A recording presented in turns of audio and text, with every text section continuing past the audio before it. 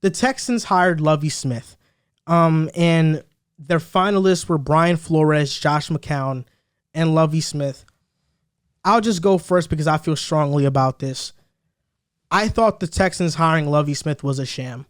I thought it was a bunch of bullshit. And this is nothing against Lovie Smith. He has taken a team to the Super Bowl. He's won Coach of the Year before. He has an 89-87 record as a head coach. He's not a bad coach, and I don't knock him for getting this job. It was quite clear to me that the Texans wanted Josh McCown to be their head coach, but they knew that if they signed him, they would have received a bunch of backlash for it. Mainly because one of their finalists was Brian Flores, who just filed a lawsuit about how minority head coaches get treated unfairly, and then you'd have the Texans hiring somebody with zero play calling experience, zero head coaching experience over someone who just exceeded expectations in Miami. Lovie Smith basically switched roles with David Culley. And if this was the case, then why not just keep Culley? I thought the Texans were going to hire Brian Flores. That's just me. I was disappointed by this hire. What I do like is that most of the coaching staff is going to stay intact. Pep Hamilton is now the offensive coordinator, and he's a big reason to why I think Davis Mills had a really good rookie season last season. Because of that, this isn't totally bad, but the Texans have 27 free agents. That's half of their roster. They're going to get a massive roster overhaul. They're probably going to be bad again. Lovie Smith probably gets fired after one season. You think so? And I wouldn't be surprised if Josh McCown is the head coach next year, because that's what they wanted to do originally. But right now, there's way too much backlash because of the Brian Flores lawsuit. They just couldn't do it, and that's why they backed out of signing McCown as head coach. I feel pretty similarly on that front. I do think that they fired Lovie because... They brought in Lovie, because they did not want backlash for not bringing in Flores. It sucked that it had to come down to that. Even though Lovie has pretty good credentials. With the Bears, he led them to a number one defense in terms of points. This guy has a history of being a great defensive mind. You bring him to a team that definitely needs some defensive help. I like him in that front.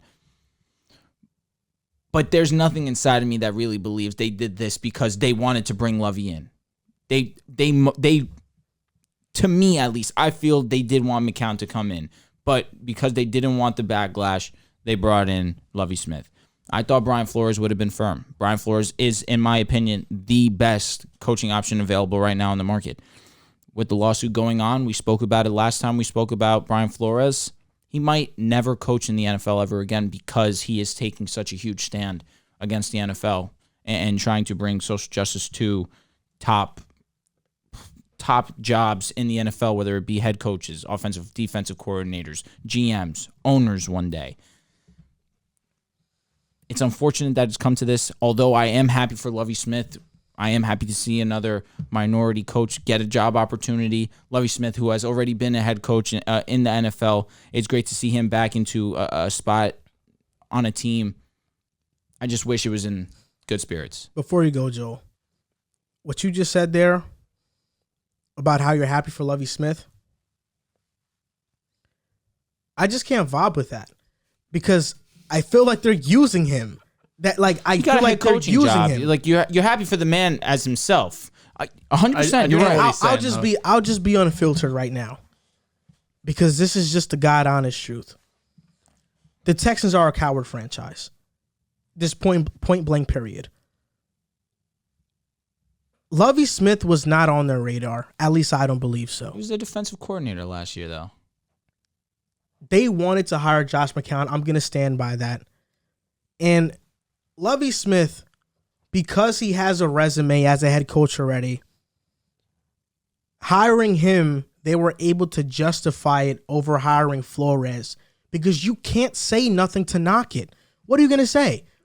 How can you possibly hire Lovie Smith over Flores? And Flores' lawyers came out and said, like, we're happy to see another minority coach get the spot. This was just a PR stunt move by the Texans. I agree. And it's obvious. I agree. You can't say nothing. Lovie Smith has more wins than Flores. I mean, he's 89 and 87, I believe. Flores was 25 and 27. He's won Coach of the Year. And the main reason why they can't say anything about it is because Texans are like, oh, wait, but we hired a minority head coach. This is what you guys wanted. You can't say anything to combat what they did, but we know why they did what they did. And that's what I think is the most cowardice thing about it. It's a weird hire overall. I mean, I don't think any of us should be surprised with the Texans at this point. The Cully hire seemed kind of strange too. He gets fired 1 year, but I agree. I think this is going to be a position that's probably open again next season. And on the bright side, you kept Pep Hamilton and you promoted him to OC. So there's a path there that he could possibly be the head coach in a year or two. You know, that is the one bright spot I see in all of this mess, because it's strange that, for one, they didn't want to hire McCown or reported because they wanted another team to interview him, but no one interviewed Lovie Smith. I know he's been a head coach in the past, but he brought the Bears to the Super Bowl in 2006. It's a completely different NFL. Offenses are completely different. I mean, we're talking really almost about two different sports at this point, the way the NFL offenses are run now compared to 2006.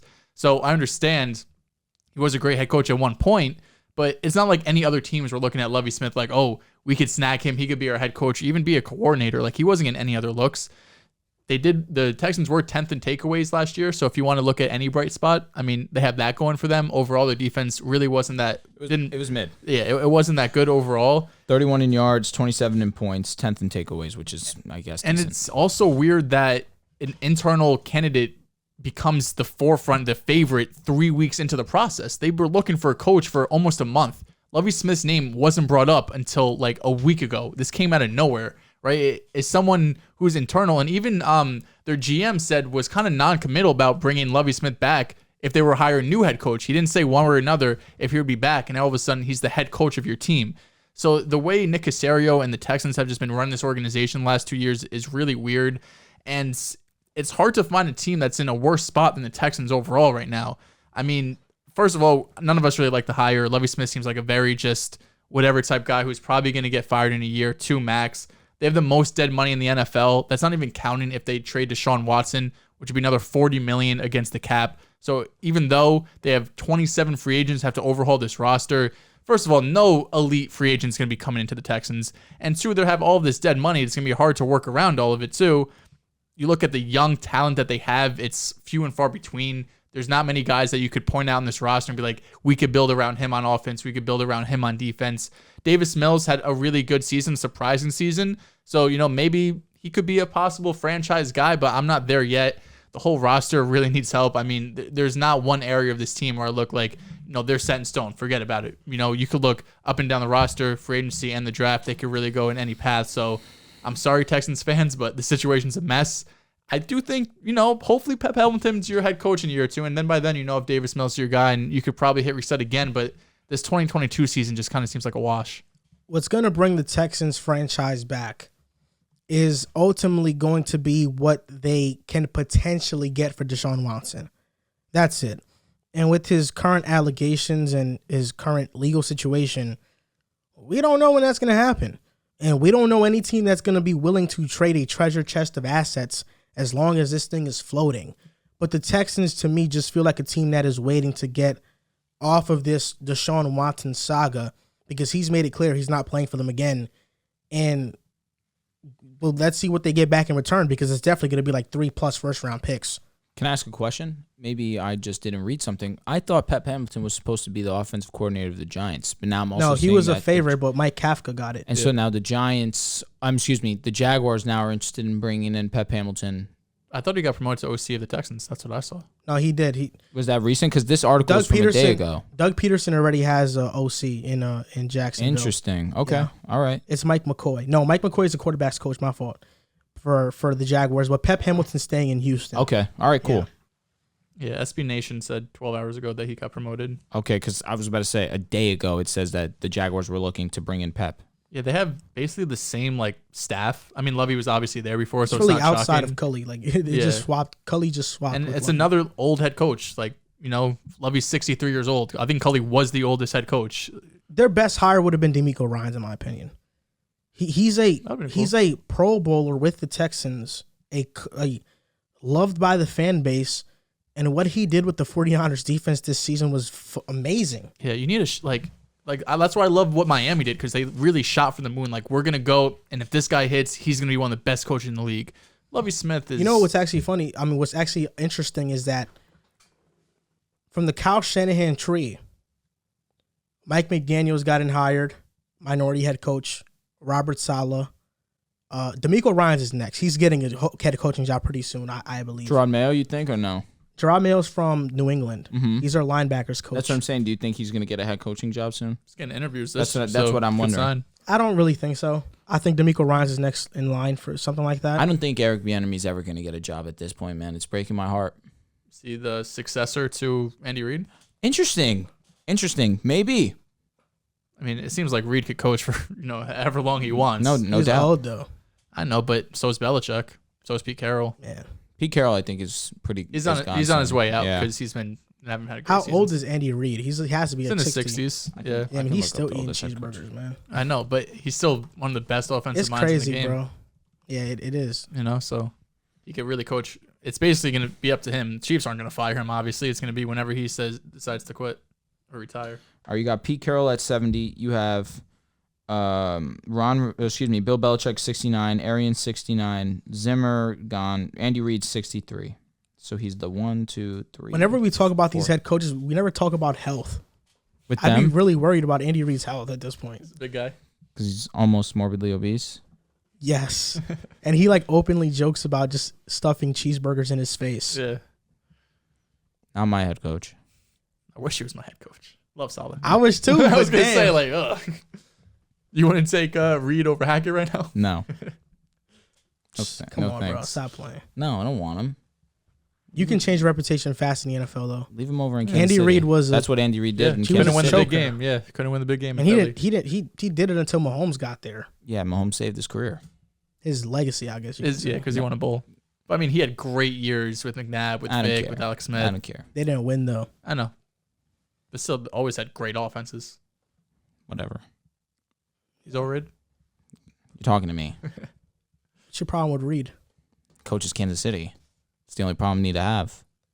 This guy's something. I was really just crossing my fingers they would never win, and he goes and clutches up against San Fran.